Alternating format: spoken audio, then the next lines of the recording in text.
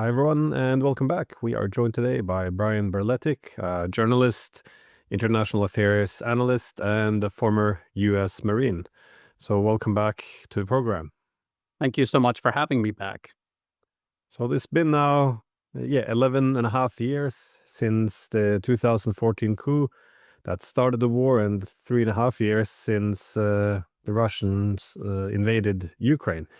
And well, there seems to be something of a breakthrough now that is at least for the first time in 3.5 years, you're going to have the American and Russian president meeting. And it came, there was a message from Russia that they suggest the US has presented what can be considered an acceptable proposal. And meeting has been set up for between Putin and Trump already now on Friday in Alaska.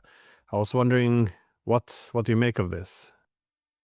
Well, I'm glad that you went back to 2014 when this particular section of this conflict began, the U.S. overthrow of the Ukrainian government. And if we think back even further than this, the end of the Cold War and openly declared U.S. policy to establish primacy over the globe to ensure no rivals of any kind, allied or adversarial, emerge. This is U.S. foreign policy. It has been since the end of the Cold War. It is right now.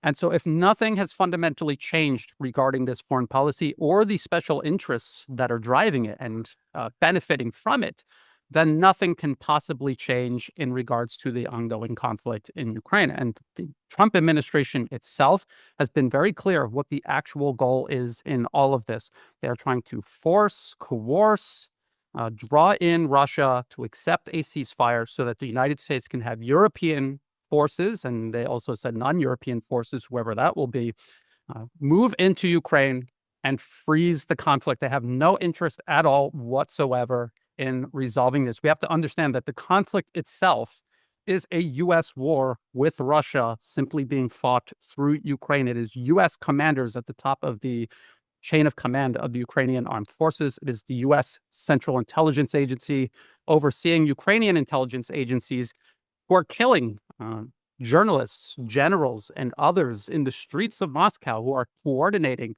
attacks using U.S. and European missiles to hit targets all across Russia. So this isn't something that's suddenly going to change. This is simply another ploy by the United States to draw in and outmaneuver geopolitically an adversary it still considers an adversary and will not give up in terms of encircling and containing. Well, I think, this very much reflects Russia's main concern, though, that anything that comes from the US, also Trump, will be a temporary halt, simply because, the Russians are winning. So, which is why the Trump shift to a ceasefire was, I guess, opened up a lot of eyes in Moscow that perhaps this motivation by transforming relations, that this wasn't necessarily the case. So again, they're looking for any efforts by the US to temporarily halt the fighting, to allow NATO to regroup, reorganize the Ukrainians, and then continue fighting later at some point in the future. But I assume that if the Russians would accept this deal, it would have to be something that includes no NATO, no de facto NATO, in other words, no trainers and NATO weapon systems in Ukraine, and also no weapons flowing in.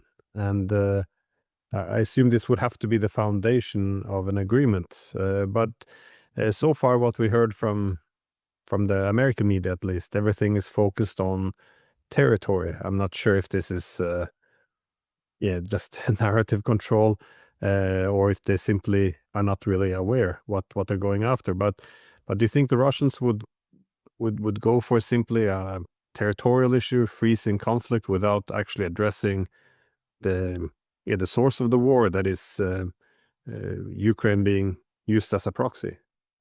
It's hard to tell what the Russians will agree to, what their thinking is. We can only go off of what we see represented publicly. But the Trump administration itself, not saying nothing of the U.S.'s recent history of, even just in regards to Russia, trying to reset relations while at the same time preparing to utterly betray any sort of trust Russia places into the United States. The Trump administration itself has already used negotiations this year, earlier this year, to draw in Iran for a decapitation strike the U.S. spent months preparing Israel to carry out, and used negotiations and we were warning about this, that they were going to use the negotiations to lower Iran's guard, to draw them in, and then have Israel carry out this attack that is essentially a U.S. attack carried out through Israel, so the U.S. can absolve itself from both responsibility and retaliation once the conflict began. And then the U.S. itself waded into the conflict almost immediately. And now they're doing the exact same thing to Russia. They're asking Russia, come negotiate with us. And this whole meeting between President Putin and President Trump in the United States should be of great concern to everyone. The United States has a history of killing national leaders. As I just mentioned, they tried to decapitate the Iranian leadership, military and civilian leadership. They also killed civilian scientists. Last year, the U.S. aided Israel in decapitating Hezbollah's leadership. And President Trump himself, just earlier this week, was bragging about how Iranian General Qasem Soleimani was lured to Iraq and killed in a U.S. drone strike he says he authorized in 2020. Why anyone would entertain meeting with the United States when this is their track record is beyond me. I just hope Russia understands all of this, that they're not blinded by the perception of success on the battlefield and some perceived leverage they have over the United States. The U.S. doesn't see things in these terms. They have a single-track mind. They have pursued this since the end of the Cold War up until now, without deviation, without interruption, and they will continue to pursue it. And the things that they are willing to do as they face increasing setbacks drives them to increasing desperation and thus danger. So people saying they would never do anything to President Putin, maybe not, but I think now, more likely now than ever before. Yeah, well, there's I guess a track record here. Also, if you look at this isolated case of Ukraine, I mean, all the deals that were made, I always make the point that you mentioned the European security architecture, or since the 90s, we actually had agreements with the Russians for a common European security architecture based on indivisible security and not dividing lines. But they walked back those in 2014. It's worth noting that when the government of Yanukovych was destabilized, the Europeans signed under this deal for a unity government, which they then broke within the next 24 hours. So they broke this agreement. Minsk 1, Minsk 2, Istanbul. So it's hard to believe that they're willing to give up Ukraine as this, very powerful dagger in the side of Russia. Indeed, we saw what happened in the Ukraine war, the attempt to activate Georgia as another front against Russia. I assume that this is the ideal purpose of Ukraine in the future, to have it something hanging over which they can use against the Russians for the next time tensions increase. So I'm not saying that Americans suddenly are now struck by very benign intentions. Trump wants to walk back empire. Indeed, the fact that he shifted to demanding unconditional ceasefire, I think there's a good indication that they wanted to do exactly the same thing, freeze it and keep this Ukrainian proxy, which you can use against Russia in the future. But that being said, the Russians, they ignored America or Trump's 50-day and then 10-day ultimatum. Putin didn't even respond to it.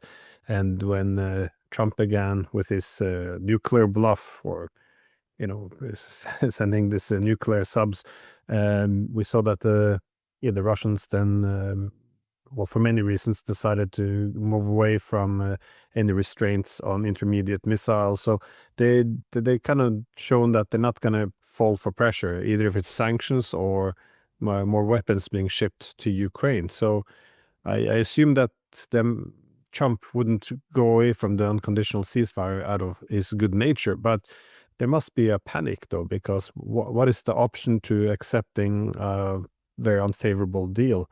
I mean, all the important logistics centers are now being encircled. You see the collapse intensifying.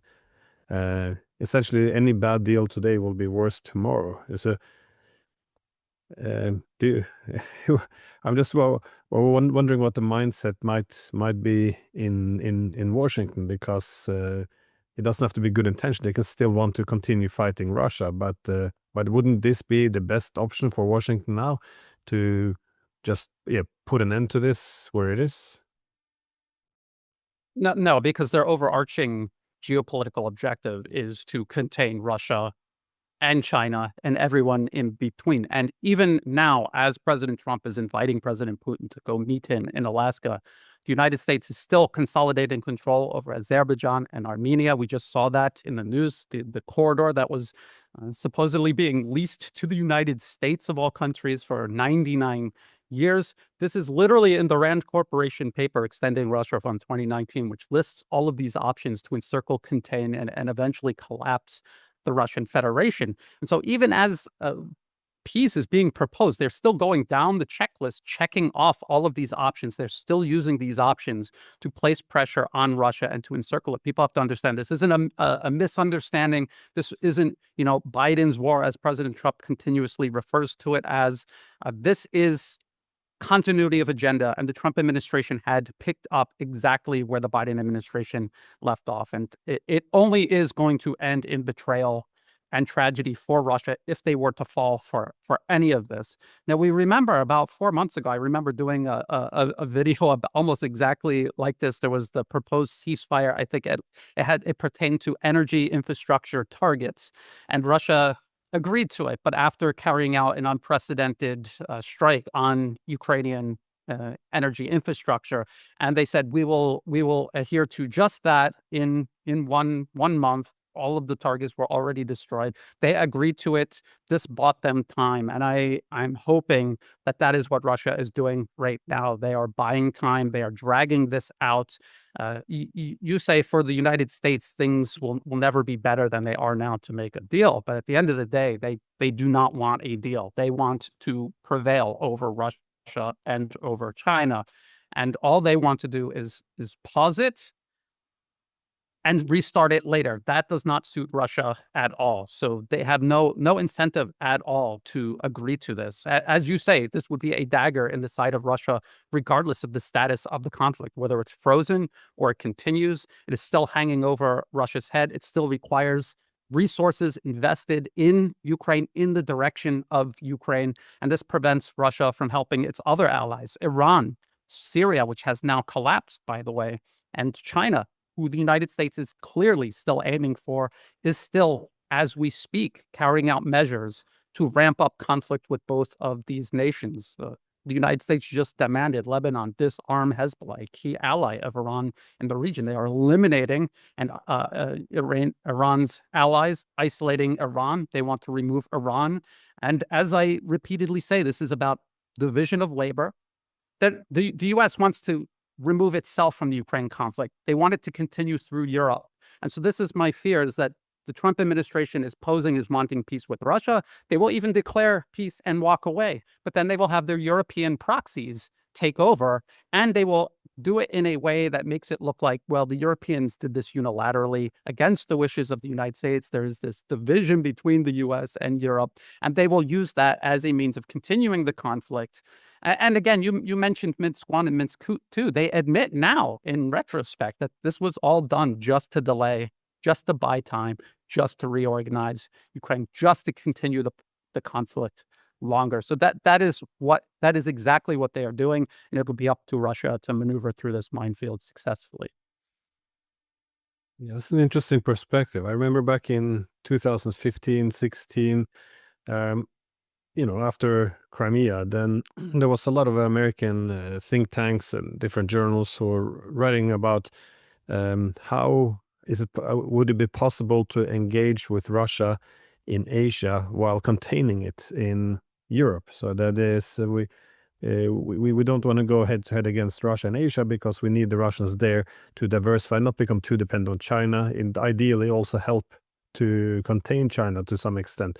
But this possible friendship with the Russians, recognizing that the world is multipolar as a reality, not as a desire or a policy, but this was a very difficult thing to bridge, and this could be a way to do it, I guess, if you continue to can't contain or confront Russia in Europe, but do it through the European proxy. So you're selling weapons to Europeans, and the Europeans are doing this against Russia. Not, the US has nothing to do with it, even though the US will probably still not just supply the weapons, they will still do the assist with the logistics, provide the intelligence, the strike data, and of course have their military planners on the ground.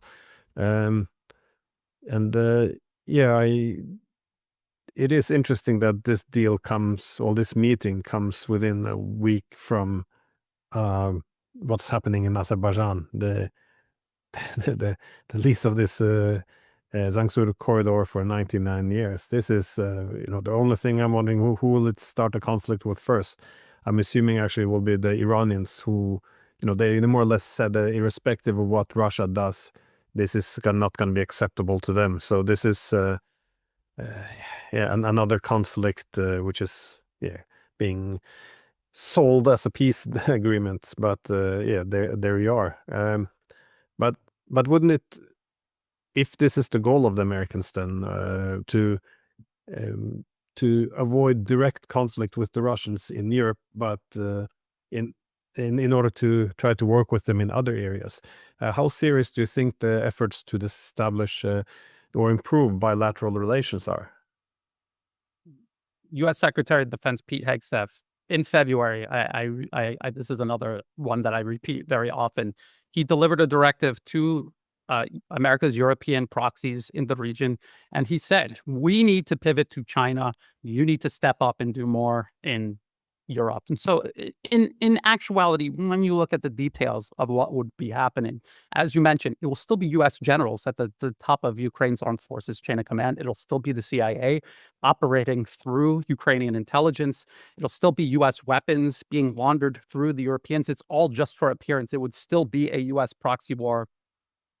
But they want Europe to divert more resources away from the actual interests of the European people into this proxy war rather than the United States itself paying for this. Again, that is the division of labor. That is a term Secretary Hegseth literally used in that directive in February. And his goal is to pivot.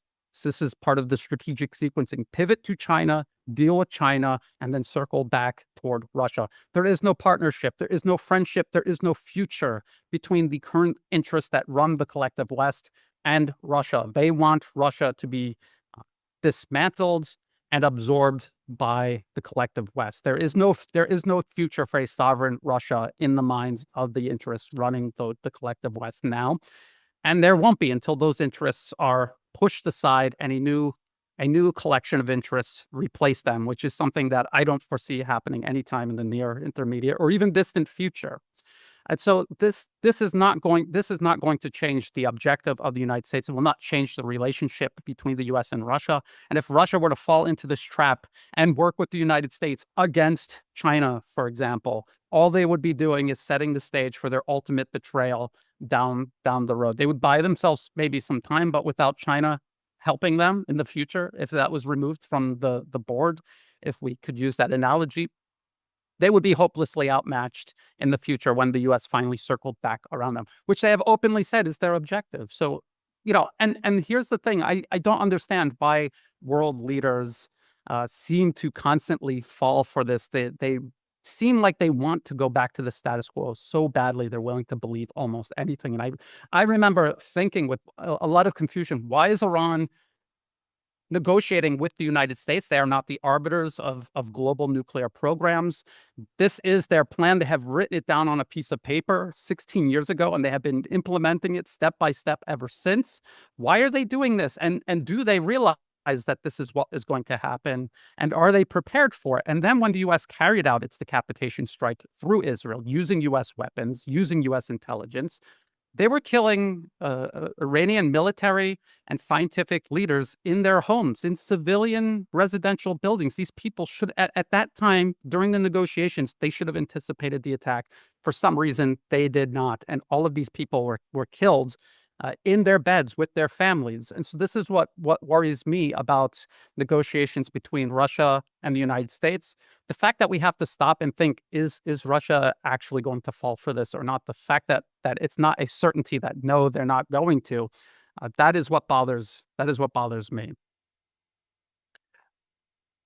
Yeah, well, I guess that's it's a good place to start. What the objectives of the United States are. If it is to destroy Russia, to defeat Iran, then obviously all these diplomatic efforts, which seemingly are aimed to create consensus around a new status quo, it's not gonna, either it's purely deceptive or it's just temporary in order to regroup. Well, I'm assuming there's some healthy skepticism on the Russian side, especially looking at what happened in Iran. But if we look at the actual deal coming through, there's not much, what the Americans proposed, there's not that much information out, and we also seen a lot of flawed, I wouldn't necessarily call disinformation, but at least it's wrong information coming out in the media. But if I'm assuming the issue of no NATO and limits on whatever weapons are being shipped into Ukraine, well, the territorial issue, that's the main focus in the West. I would say even out of narrative control, because we don't want to talk about NATO because then it undermines the unprovoked invasion argument. So, we like to sell it as a war which is about territory, and for that reason, the media focuses a lot on this. So the argument, or what seemed to be, would be that there would be a territory swap. I mean, these were the words of Trump. What territories would actually be swapped here? I'm assuming Russia wants all of Donetsk, then it has Donbass, and it's not gonna go away from Zaporizhia or Kherson. But is it conceivable that the Russians will be willing to abandon claims to territory it doesn't hold in Zaporizhia and Kherson, and willing to walk back the territory it has in Kharkov and Sumy? Or how you what could be behind these territorial discussions they're having? Well, any concession on Russia's part regarding this would be a complete disaster for Russia, because as Russia itself has constantly stated over and over again, this is not just about territory. This is about the root cause of the conflict. And even though they don't spell it out every time they say this, they're talking about the United States waging a proxy war against Russia through Ukraine. That is the core of this issue. And unfortunately, there are no promises the United States can make to Russia regarding the encroachment of NATO, the use of different weapons, arms control treaties, because these are all things the US has systematically, constantly, repeatedly violated. President Trump, in his first term, walked away from the INF treaty. Bush Jr. walked away from an arms control treaty. Subsequent presidents, Democrats, supposedly the ideological opposites of these two presidents, then took the lack of these treaties and began positioning previously prohibited weapons in Europe all along Russia's border. So nothing the United States says can be trusted. There is nothing that the US can promise that can be trusted by Russia. And if Russia were to place any trust in the United States, it will end in disaster. It'll end in the exact same way Minsk I and Minsk II did. And the only thing we can maybe say about Russia agreeing to anything is if maybe they feel like, just like with Minsk, they knew it was they had to have known that it was going to be betrayed. If they didn't, then it is much more hopeless than maybe you or I even think.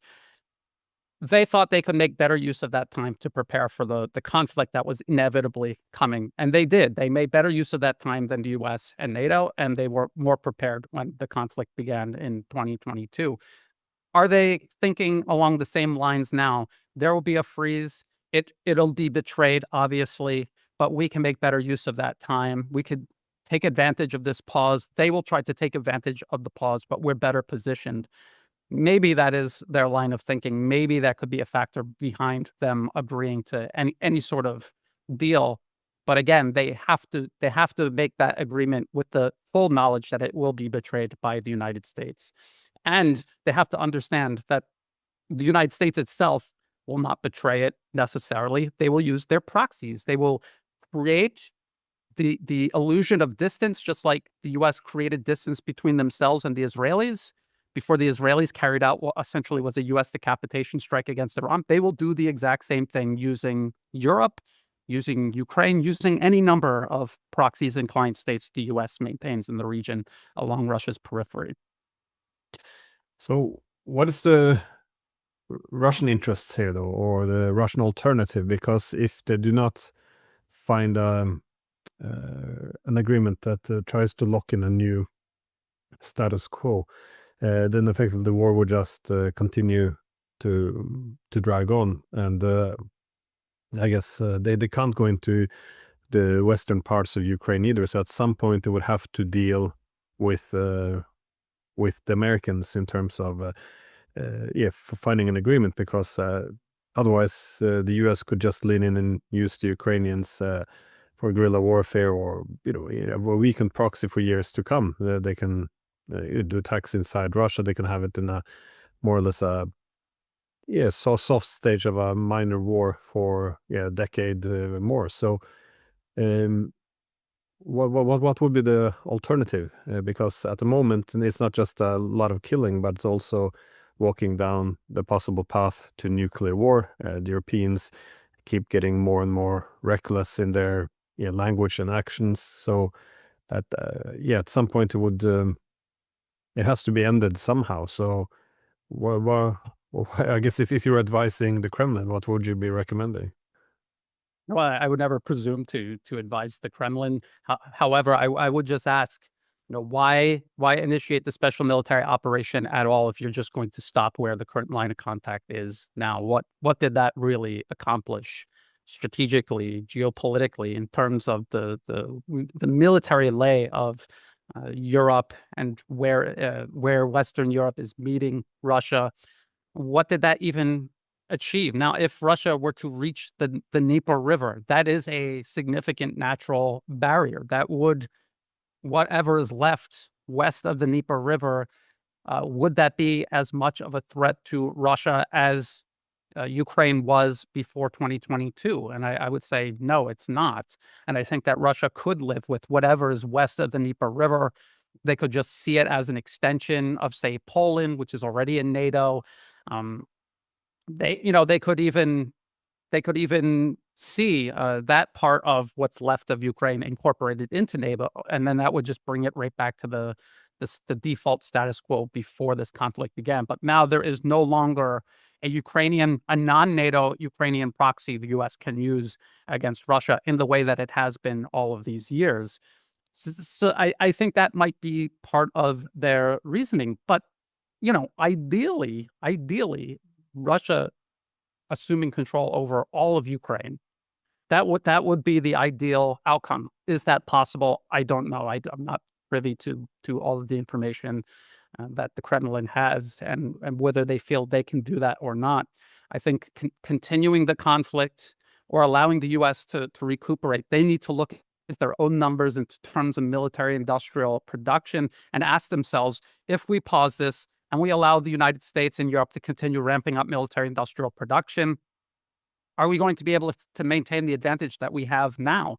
Or when this starts again, are we going to be at a significant disadvantage? This was something they had to ask themselves before the Minsk 1 and 2 agreements. The Ukrainian military at that time was a basket case. After years of NATO training and arming, they were a completely different military when Russia decided to initiate the special military operation. Some people suggest that that was a mistake to wait all of that time. It should have been done sooner. I think even President Putin said it should have been done sooner. So all of these factors depend on information that I do not necessarily have access to, but these are the factors I think that they're looking at in the Kremlin when making a decision about what does this look like ideally and realistically to resolve. I forgot his name, but I think it was an American general, or this high-ranking military official or from intelligence, who made the same comment that the worst mistake the Russians did was give the US 8 years of building the Ukrainian army. And of course, 2014 one would have been very different. But I think this, well, you have a finger on the relationship between the neutrality issue and territory, because as the Russians said back, well, since 2014, but also Istanbul, if there would be a neutral Ukraine, then this is the ultimate objective. However, if they don't trust that there's a possibility to have a neutral Ukraine, then the solution is to make sure that Ukraine cannot be used as a real threat, which means strip it of its strategic territory and wreck the rest, which is, again, a horrible fate for the Ukrainians. But I'm assuming in Alaska they will have to talk about the neutrality issue.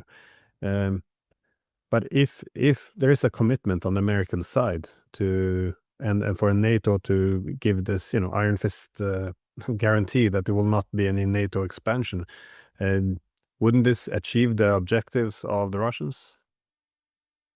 But what guarantee could the U.S., who has I meant already ironclad, not iron fist. Yes, I mean, yes, but either way, it doesn't matter, because the U.S. is agreement incapable. I think President Putin even referred to the U.S. as that, and that is regardless of who is president and regardless of who runs Congress, because again, this is about continuity of agenda. This is a policy that has been stated as U.S. foreign policy since the end of the Cold War, has persisted all the way up until now, and they are not going to move on this. The United States is fixated on global primacy.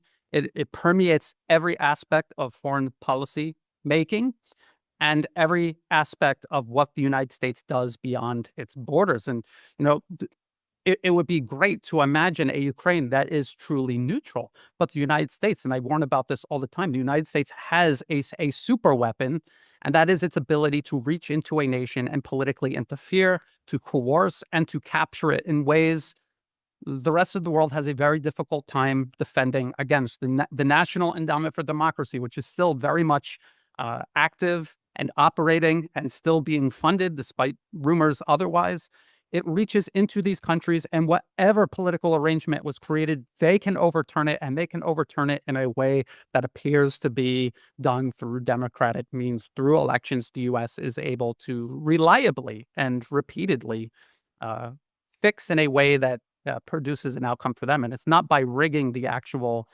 election process. It's this ability to reach into a country, control the information space, to indoctrinate the population, and to convince them that serving U.S. interests are somehow in their own best interests, even when demonstrably it isn't. And zooming out from the conflict in Ukraine, Russia, China, the rest of BRICS, the multipolar world, they need to understand that the United States obviously cannot be reasoned with, it cannot be negotiated with. The multipolar world needs to create an international order where the United States is just physically incapable of wielding this political control and military power. They need to create definite lines that cannot be crossed. They need to create a reality that forces the United States either into isolation or to constructively cooperate with the rest of the world. Anything short of that is going to end in failure, because again, the people currently driving U.S. foreign policy are immovable. They have a supremacist mindset. Again, it is in their policy papers spanning years. It's in all of the policy papers written years before the 2024 election even took place. The Heritage Foundation's Project 2025. Those are all people that are now in Trump's current cabinet.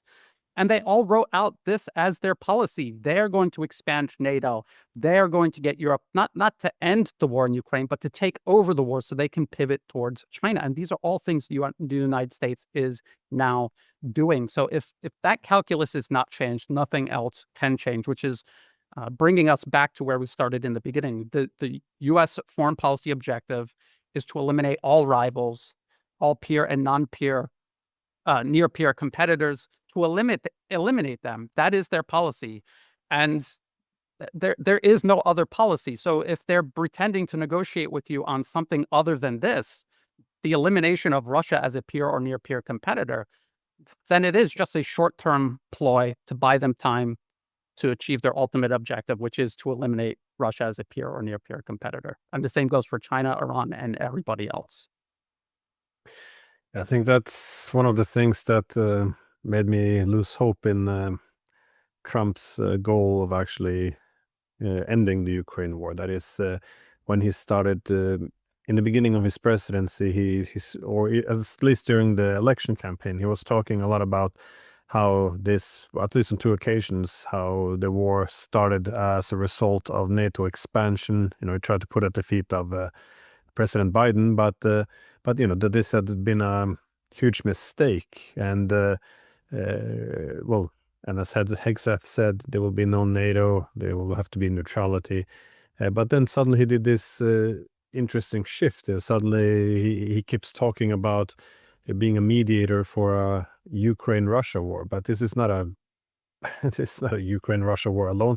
Once you begin to conceptualize it as a Ukraine-Russia war and America being the mediator, as you say, you take away the core, you remove the core of what has to be in a solution, which is addressing the broken European security architecture, where you do have NATO, which continues to roll closer and closer to the Russian borders. My last question, though, is about the location of this. I knew it wouldn't be in Europe, because in Europe we don't have any neutral countries anymore. There's no more Helsinki. There's no Geneva. They've all given up on their neutral status. Also, we don't have diplomacy in Europe either. We don't even talk to the Russians. So it couldn't be Europe. That was kind of evident.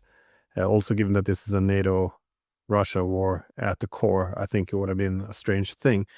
I thought Istanbul could be a possibility, even though obviously Turkey is also participating in this war as a NATO member.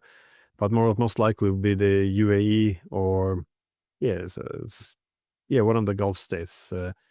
But Alaska, what do you make of this? This is curious. I did not see that coming. I thought that was very strange indeed.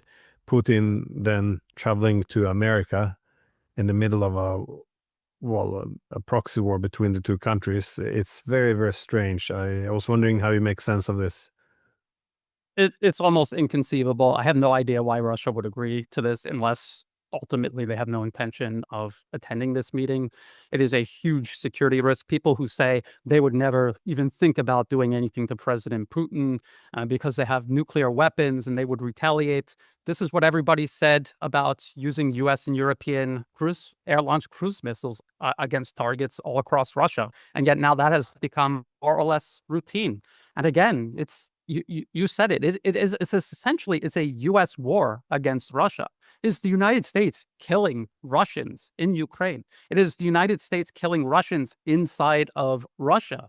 It was the United States who organized this campaign to invade into Belgorod, across the border, into what is indisputably Russian territory.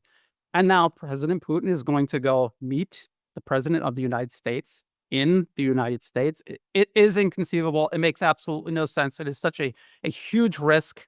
Again, the United States has no intention at all of budging on anything. This is all theater. And to take such a tremendous risk just to participate in this theater, it doesn't make any sense on any level. And of course, there's a possibility nothing at all will happen. But I think the possibility of something happening, President Putin's safety and security being compromised, is very high. And the United States doesn't have to do anything directly. They have a global army of proxies that can be tasked to do this and give the United States plausible deniability. The president of the United States himself, while he was campaigning, wasn't even safe from gunfire and other acts of violence. So how can they guarantee the safety of the Russian president, even if they wanted to, which I don't think that they want to? And again, anything that does happen could have been co-organized with the U.S. itself. It's essentially a trap. It is the same trap that was laid for Iran. And even as President Putin is being invited to the United States. We just listened to the Trump administration talking about arresting Venezuelan President Nicolas Maduro, an ally of Russia. They're dismantling Hezbollah. They're still targeting Iran. They're still talking about encircling and containing China. All of these are Russian allies. And we mentioned Armenia and Azerbaijan. So this process of encircling and containing the multipolar world, including Russia, continues unabated. And now President Putin is talking about visiting the United States itself. I just don't understand it. I hope nothing happens. But at this point, considering the unprecedented steps the U.S. has taken recently, especially in regards to Iran, should give everybody misgivings about this. Honestly, it is one of these junctures where I hope and pray that I'm wrong. Yeah, it seems a bit crazy that something could be done to the Russian president while he's there. On the other hand, a few weeks ago, there was an attack on Russia's nuclear deterrent. So I guess, well, you can't dismiss that this will be a massive security risk. But even if he's now going to Alaska, wouldn't they need more than a few days to organize the security on the Russian side? I mean, this seems it seems again it seems very strange, but b- I was wondering the symbolism of this. Is it you think it's about this again the bilateral issue that the purpose is to improve bilateral relations? So meeting at the border between the Russians and the Americans as a way of I guess transforming relations to. Even if the United States want to continue this proxy war against the Russians for decades to come, but they want to do it through the Europeans. As I said before, the goal then would be to be able to engage with the Russians in Asia while still confront them through a European proxy in Europe. Could this fall in the same category as you soften up relations in the East while working more through the Europeans in the West? But ultimately, it is still a trap to subordinate and dissolve the Russian Federation. So why would they walk into that trap? That's what doesn't make any sense about any of this. The United States, nothing about its foreign policy has changed in regards to its overall objective, which is to eliminate all peer, near peer competitors. They have no interest in working with Russia. The only interest they might have is appearing to want to work with Russia to lure them into a state of lower guard so that they can drive the dagger in, as they have done so many times in the past. As a matter of fact, the history, especially in the 21st century, of U.S.-Russian relations is the U.S. luring Russia in and then driving the dagger in over and over and over again. This will not be any different. The only thing that could be different is how significant and how damaging the dagger is this time when it's driven in, because as you can see, the United States realizes that there is a shift in global power and that their time is very limited. And this has spurred them on to doing things much more reckless. And again, Iran just earlier this year, that is an example of something. If the U.S. felt it had time, they would have given that more time. They would want conditions to be more ideal before launching that type of military operation against Iran. Ideally, they would hope to be able to topple Iran without such a military operation, but they are out of time. And so how does that desperation translate in regards to this meeting and this maneuvering by the United States, which is disingenuous? How does it translate to what the U.S. is doing with Russia in regards to this supposed meeting and everything that follows? That is the question. Yeah. Well, I guess by Friday we'll know what they've been discussing. Obviously, a lot of things have to happen. Well, usually these discussions happen behind closed doors, but I think even now, because of the climate, not just within the political West, but also within the United States, indeed, talking with the Russians is a huge, very controversial thing in Europe to begin with. The idea of finishing the war on unfavorable terms is will be fought tooth and nail here. So there's I can understand why there's a lot of secrecy around this, but no, I'm very curious to see what they're actually coming forward with, or if Trump will then change the terms. Whatever Ushakov, he made the comment, Yuri Ushakov, that the proposal put forth by the Americans seemed acceptable. I wouldn't dismiss that they show up in Alaska and there's a different agreement there. But again, I've grown very cynical over the past few years, especially the past 3.5 years, in terms of what can be achieved. But it would be, yeah, I hope you're wrong, very much so. But I very much fear that you are, correct. So, yeah, Brian Berletic, as always, thank you so much for sharing your insights. Thank you.